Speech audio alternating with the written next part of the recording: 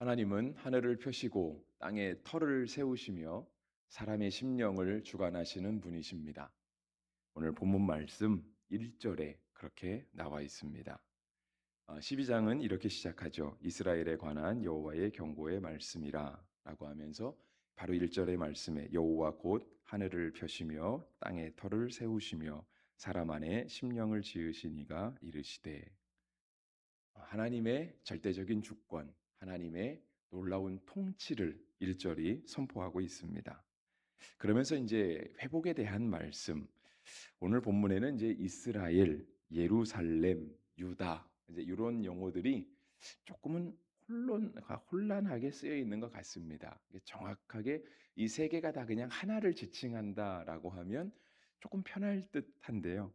이게 느낌이 좀 서로 좀 다른 게 아닌가라고 하는 생각이 들어서, 하나님의 회복하심이 이스라엘을 혼내시겠다는 얘기인지, 유다를 복주시겠다는 얘기인지, 아니면 예루살렘을 다시금 옛날처럼 다윗의 시대보다 더 영화롭게 하시겠다라고 하는 것인지, 문구가 조금씩은 혼동을 주는 그런 느낌이 있습니다. 오늘 본문의 말씀은 그래서 실은 이렇게 설교 본문으로는 잘 택하지 않고요. 요런 뭐라 그럴까요? 좀 예언의 말씀, 그러니까 특별히 오늘 본문에 강조되는 좀 반복되는 용어가 있어요. 그 말이 무엇이냐면 그날이라고 하는 단어가 반복이 됩니다. 그날에는, 그날에, 그러니까 지금은 아니지만 언젠가 다가올 그날에 하나님이 엄청난 일을 행하실 것이다라고 하는, 조금은 뭐라 그럴까, 이렇게 미래적인, 예언적인, 뭐 묵시적인 그런 표현들이 있습니다. 그리고 이제 후반부에 가면 실은 이게 예수님을 상징하는, 예수님을 이렇게 미리 예표하는 그러한 말씀들이 있는데, 실은 그것도 어떻게 보냐에 따라서 이게 예수님에 대한 예표일까 아닐까, 꼭 정확하게 매치를 시키는 것이 어색한 부분이 있기도 합니다.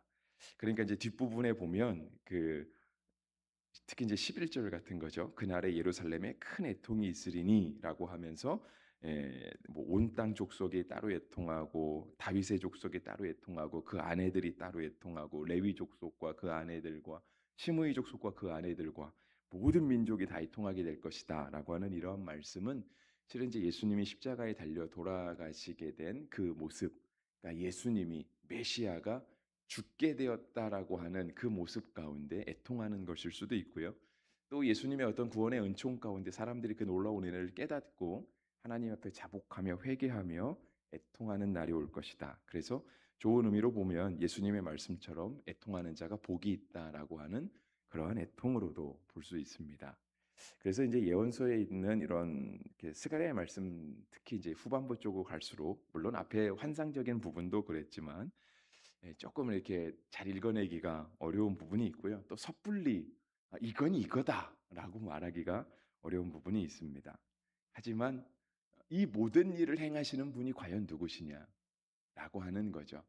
도대체 이러한 조금 어려운 듯한, 잘 알지 못하는 아주 신비하고 아주 깊은 그러한 하나님의 통치, 그러한 일들을 이루시는 분은 누구신가라고 할 때 1절이 그걸 우리에게 가르쳐 주고 있는 거예요. 여호와 곧 하늘을 펴시며 땅에 터를 세우시며 사람 안에 심령을 지으시니, 하나님은 그러한 하나님이시기 때문에 우리 가운데 그렇게 역사하실 수 있다라고 고백하는 것이죠. 그래서 하나님에 대한 일하심, 하나님의 어떤 구원에 대한 말씀들을 우리가 비유적으로 볼 수도 있습니다. 본문이 얘기하고 있잖아요. 그러니까 2절 말씀에 그렇죠. 보라, 내가 예루살렘으로 그 사면 모든 민족에게 취하는 잔이 되게 할 것이라. 그러니까 이제 예루살렘에 대한 어떤 회복의 말씀이죠. 근데 예루살렘을 어떻게 하냐면, 마시면, 먹고 마시면 마치 취하는 그런 독주, 금방 취하는 잔, 술잔처럼 만들어 주겠다라고 하시는 거예요.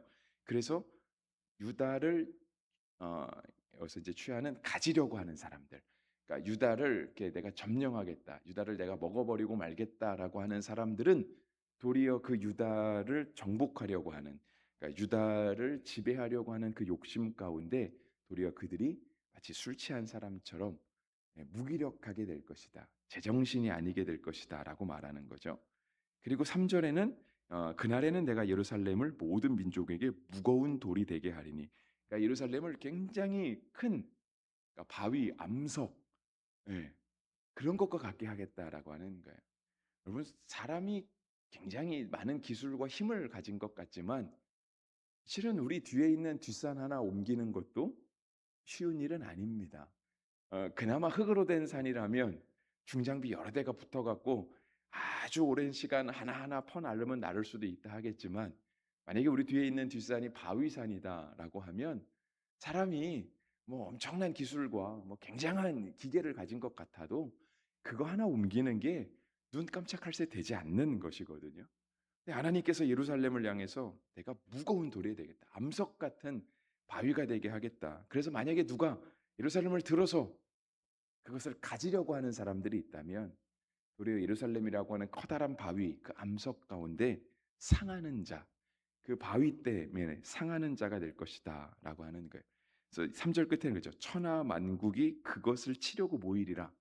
그러니까 만국이 달라붙어도 도리어 예루살렘 하나를 취하지 못하고 도리어 술 취한 사람처럼, 아니면 큰 바위를 들어 올리려는 사람처럼 도리어 그들이 상하게 될 것이다. 심지어 천하 만국이 모인다 할 것이라 한다 할지라도 예루살렘은 끄떡도 하지 않을 것이다라고 하나님께서 말씀하시는 거예요. 그리고 4절은 또 이렇게 말씀하세요. 여호와가 말하노라 그날에 내가 모든 말을 쳐서 놀라게 하며 그 탄자를 쳐서 미치게 하되 유다 족속은 내가 돌보고 민족의 말을 쳐서 눈이 멀게 하리니라고 되어 있습니다. 이 당시 말은 그래서 이제 빠른 기동력을 가진 그런 말이죠. 그죠? 그러니까 전쟁에서 빼놓을 수 없는, 이 보병과 기병은 싸움의 상대가 되지 않는 거죠. 말의 높이 자체가 굉장히 높은 거잖아요. 그러니까 사람 머리 위에 정도의 높이에서 갑옷으로 무장한 사람이 칼과 창을 들고 방패를 들고 그냥 일반적으로 서 있는 사람과 전쟁을 한다고 하면 볼 거 없는 거죠. 무조건 말탄 사람이 이기는 겁니다. 그런데 하나님께서 말하는 거예요. "그날에 내가 모든 말을 쳐서 놀라게 할 것이다." 그러니까 사람이 말을 부려서 앞으로 가자라고 해도 말이 앞으로 가지 않게 될 거라는, 사람의 통제를 받지 않게 될 거라는 거죠. 그리고 하나님께서는 그 탄자를 쳐서 미치게 할 것이다. 예. 제정신이 아니게 할 것이다. 그러니까 아무리 사람이 말을 주장하고 가서 싸우려고 해도 제때대로 싸우게 되지 못할 것이다. 어디로 가는지도 알지 못하게 될 것이다. 왜냐하면 눈을 멀게 하실 거니까. 그런데 하나님이 말씀하시는 거예요.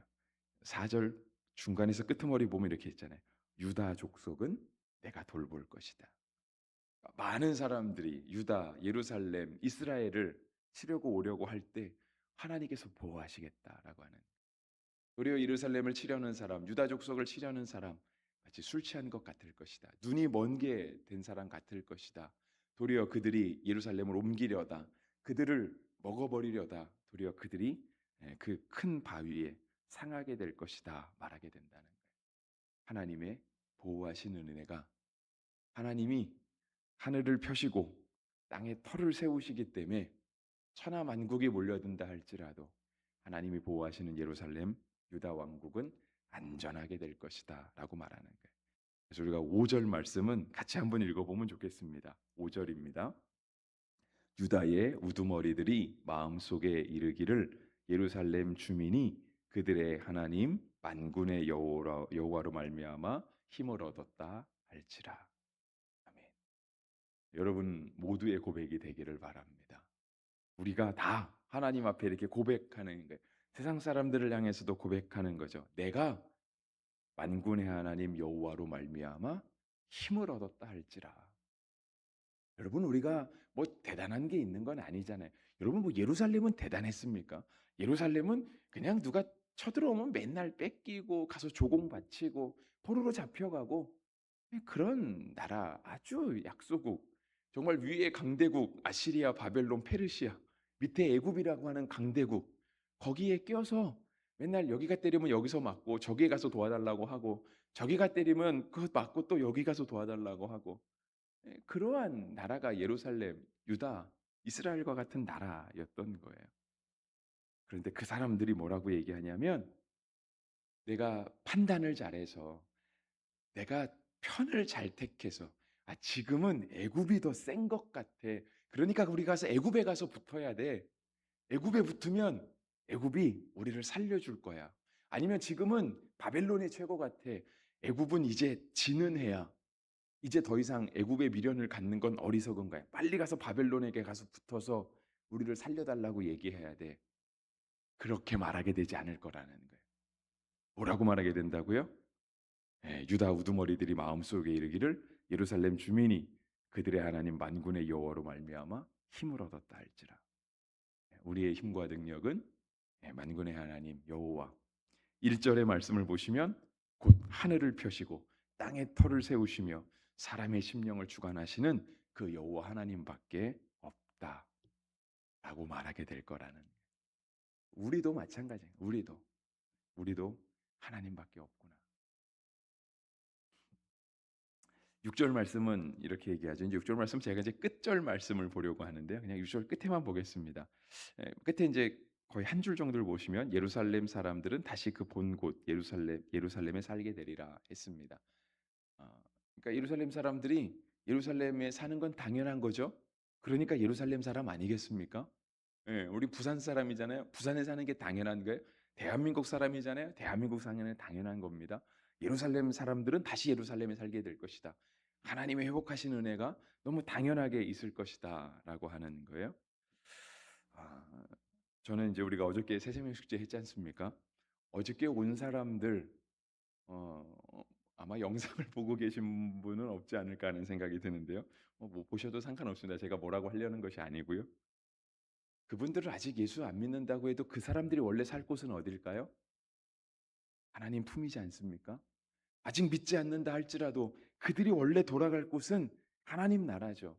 예수님 안, 십자가 보혈 안에 그들이 사는 게 당연하지 않습니까? 그게 당연하다는 거예요. 근데 우리가 뭘 해서 그들을 구원할 수 있는 게 아니고요.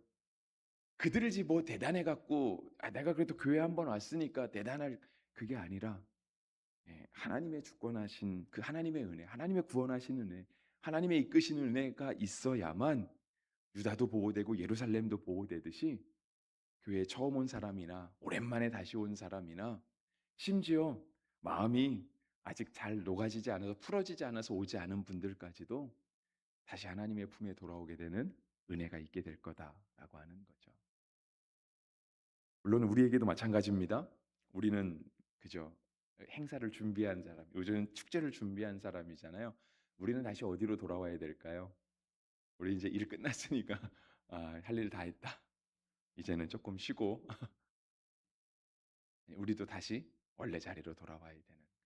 근데 그 원래 자리가 어디냐면 서로 막 네가 잘했다, 내가 잘했다. 뭐는 잘했는데 뭐는 잘 못했다. 이런 자리가 아니고요. 다시 복음으로 무장하는, 다시 하나님 예배의 자리를 지키는 거예요. 그래서 우리가 새생명 축제 평생 한 번 하고 끝날 건 아니잖아요. 새생명 축제는 그냥 그거예요. 교회가 그래도 복음 전파의 사명을 받은 게 교회 아닙니까?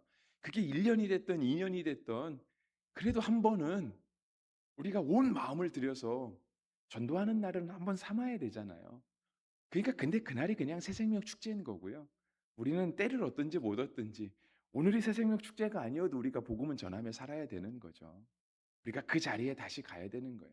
그리고 그렇게 복음으로 무장하고 열심히 신앙생활을 하다가 또다시 교회가 계획해서 우리가 이날만큼은 온 교회가 마음을 모아서 다시 한번 사람들 불러 모아 봅시다라고 할 때 그때 더 나은 것으로 정말 더 잘 준비되고 더 하나님의 마음에 흡족하게 다시 사람들에게 복음을 제시하고 교회가 좋은 것이라고 행여나 옛날에 교회에 아픈 상처가 있다 할지라도 다시 와보라고 교회가 변했다고 우리가 하나님께 더욱더 가까이 나아가고 있다고 그 모습을 보여주는 거죠. 우리가 잘하는 거는 그거잖아요. 일 마치고 나면 평가하는 거. 평가. 물론 건강한 평가는 당연히 해야 됩니다. 평가가 있어야 더 건강해지는 거예요. 여러분 의사의 진단을 받아야 건강해지는 겁니다. 치료받는 건 아파도 치료받아야 건강해지는 거예요. 하지만 우리가 거기에 목숨을 걸면 안 되는 거예요. 우리가 당연히 돌아볼 건 돌아봐야 됩니다. 우리가 이건 진짜 아쉬웠어. 아, 이건 이렇게 했으면 좀 더 잘했을 건데 이걸 못해서 우리가 너무 불편했어. 나는 그게 마음의 상처가 돼서 하시는 분들도 있을 거예요. 근데 거기에 머물러 있으면 안 된다는 거예요.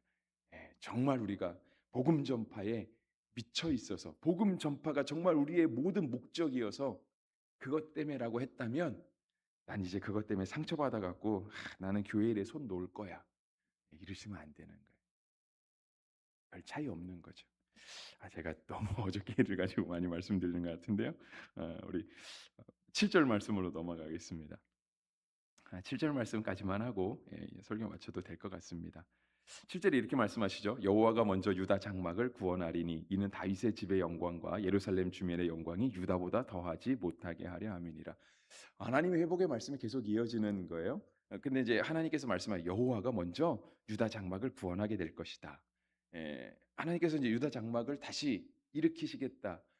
다시금 그 어려움 가운데 건져 주시겠다라고 하는 거잖아요. 하나님의 구원하심 가운데, 하나님의 건지시는 은혜 가운데 유다가 다시 회복될 거라는 거예요. 근데 회복의 모습을 어떻게 묘사하고 있냐면 7절은 이는 다윗의 집의 영광과 예루살렘 주민의 영광이 유다보다 더하지 못하게 하려 함이니라. 여러분, 이스라엘 시대에서 가장 번창한 시대, 정말 다시 우리가 옛날 그 시대로 돌아가면 좋겠어라고 하는 시대가 있다고 하면 언제일까요? 누가 뭐라 그러셔도 다윗 시대 아니겠습니까? 다윗 솔로몬 시대. 다윗 솔로몬 시대만큼 유다가 번영했던 때가 없잖아요.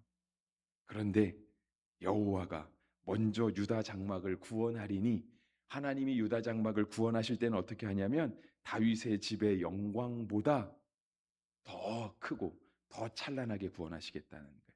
그랬잖아요. 다윗의 집의 영광과 예루살렘 주민의 영광이 유다의 영광보다 더하지 못하게 하려 하겠다. 하나님이 다시 그렇게 회복하시겠다는. 우리가 그 돌아가고 싶은 다윗 시대. 여러분, 지금 이스라엘 국기 안에 2025년 이 이스라엘 나라 국기 안에 다윗의 별이 있습니다. 파란색 질 양쪽 위아래로 있고 가운데 별 하나 있잖아요. 우리가 보통 별은 다 공산주의 국가의 별들이 있잖아요. 빨간 바탕에 노란 별, 아니면 뭐 파란 바탕에 노란 빨간 별, 노란 별 이런 거 있는데 이스라엘 국기에도 다윗의 별이 있습니다. 공산주의 국가의 별과는 다르죠, 그죠? 근데 그 국기 안에 별을 심어 넣었어요. 다윗의 별. 무슨 의미가 있을까요? 다윗 시대로 가자라고 하는 의미가 있지 않겠습니까? 우리가 다윗 시대를 본받자라고 하는 의미가 있겠죠. 근데 하나님은 다윗 시대의 영광에 머물러 계시는 하나님이 아니에요. 하나님은 더 크고 위대하신 하나님.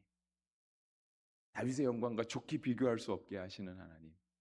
그래서 하나님은 하늘을 펴시고 땅에 터를 세우시며 사람의 심령을 주관하시는 하나님. 그 하나님이 다시 회복의 말씀을 허락하십니다. 오늘 우리 가운데 이러한 하나님의 고백되기를 바랍니다. 하나님은 하늘을 펴신 분이십니다. 땅의 터를, 우리의 인생의 기반을 세우시는 분이십니다. 사람의 심령을 주관하시는 분이십니다. 그 하나님을 만나고 또 그 하나님과 함께 살아가고 그 하나님의 회복의 은혜가 우리 모두에게 있기를 주의 이름으로 축복합니다.